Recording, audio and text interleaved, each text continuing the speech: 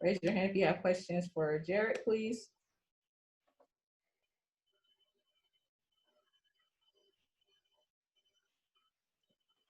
David? Yeah, Jarrett, how would you describe what you saw from the offensive line today? I'm looking at it right here. I thought we ran the ball very effectively. There was some stuff in the past game that we want to clean up, but all around we were able to put up 35 points as an offense. So I would assess that the offensive line played pretty well. We had a couple of rotations going in, and I thought the guys stepped up all around. We'll go Joe Rexrod and Trey Wallace. Kind of following up on that, Jared, what does it mean to have Cade Mays available, and just how effective you think this group up front can be for you guys moving forward? I think it's huge. I think Cade's a great asset to this football team, and I thought that we have 8 or 9 deep that are very good football players at the offensive line, so they can really be plugged anywhere. But, yeah, Cade definitely is a great player, and I'm very excited that he's a part of this group. Jared, looking back to last Columbia to where you were now, how much growth do you think you and the wide receivers had between the last 7 days? Last week? Compared to last week to this week, yes. I think significantly. I mean, there were some things last week that we weren't on the same page of route depth or what I was thinking when they had option routes or some things like that. But I thought we took a good step this week. I was happy that Jalen was able to get in the game and make some plays for us, and that was a good job. And Malachi and Jimmy were able to get some snaps in there too. So just being able to have a couple guys deep with that group, that'll help out with the older guys getting in some substitutions. We'll go to Rob Lewis and Matthew Ray. Jerry, you guys get in the red zone 5 times a day. You get 5 touchdowns. What's been the key to being much more efficient there this year than you were last year? I think that was our emphasis going into this year. Red zone, we were one of the worst teams, and going into this season, myself and Coach Chaney had a lot of sit-down talks, and that was the biggest thing, that we wanted to be a lot better on in the red zone, and we were able to get that done today. And I'm looking at it right here. We were close to 50% third down, and even if we didn't convert on third down, we were 4 for 4 from fourth down conversion. So I thought that was also a great situation play by the offensive side. Jarrett, first home game back in Neyland Stadium this fall with the craziness of this offseason. What did it mean for you to get back out there today?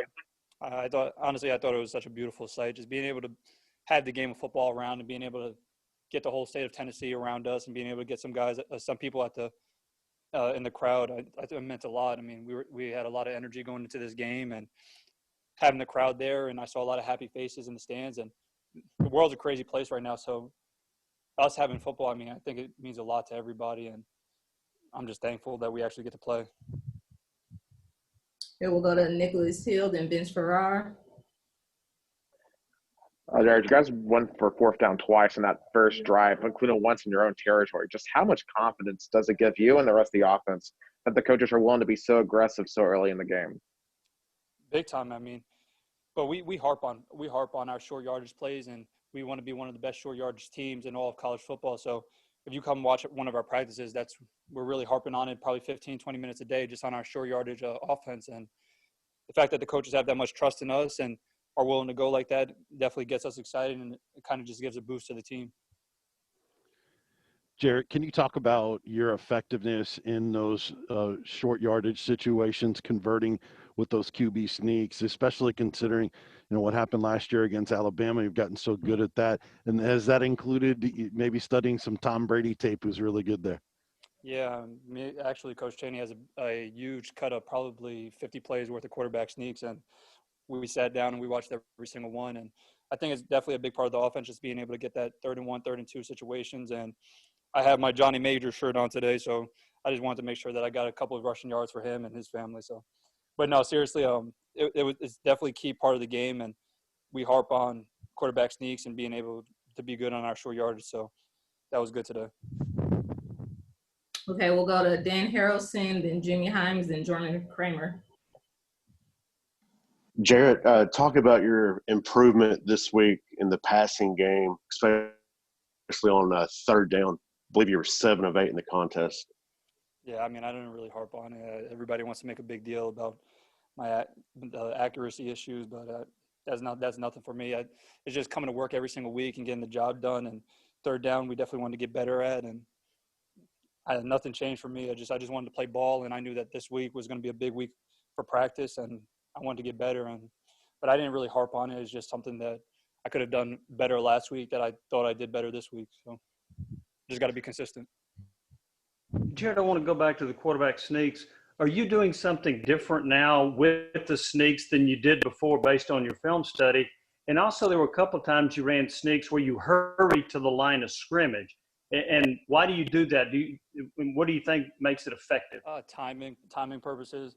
We want to be able to catch the defense off guard. I mean, there's some situations that we want to give the ball to the running back and short yardage, but whenever I get that signal of quarterback sneak, it's either I want to hurry up or we just want to get set up and kind of mock the defense a little bit. But like I said, we work on quarterback sneaks probably 15 minutes a day. We start off practice with center quarterback exchange for 10 minutes, and we harp on quarterback sneaks and just getting low and driving our feet. So Coach Winky does a great job of helping us out with just going into game plan, talking about what they're going to do on these short yards. Jarrett, you guys really established the run early on in this game compared to what you were able to do in South Carolina. I think in South Carolina, rushed it only 8 times, over 20 times in the first half of this game. When you're able to kind of develop the run early like that, what does that mean specifically for you? And then can you kind of just touch on what you saw from Eric Gray and Ty Chandler today? I thought that the offense was very effective both ways, but just being able to establish a run definitely helps. And when you start seeing that they're playing cover one or they're having a 7-8 man box, you know that we got to go over the top with that. And I thought the receivers did a good job of getting open and creating some explosive plays in the pass game. But the running backs had a great game. I'm looking at it right now. They played their behinds off, and just being able to have them in the passing game as well as some threats, it's big for them. So, I mean, I think Eric Gray and Ty Chandler are one of the best duos in college football. So we just need to keep feeding them and getting the offensive line to play well, and I just need to be in the right checks every play. All right, last 2 questions are Blake Topmeyer and David Pascal. Hey, Jared, you guys get Georgia next week. You know, it's been since 2016 this program was able to beat Georgia. I mean, do you feel like this program's ready to contend and challenge with Georgia? We're worried about getting better every day.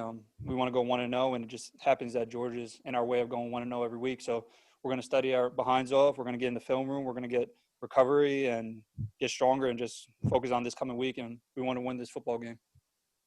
Jared, I guess it's a similar question, but the last couple of years, it seems like y'all have started 0-2 in league play and tried to get back to 500. Now, with each win that y'all have accomplished, these stages keep getting better. And, of course, Athens will be a huge stage. Is there some excitement in that, knowing that every game, because when y'all win, things get bigger and bigger?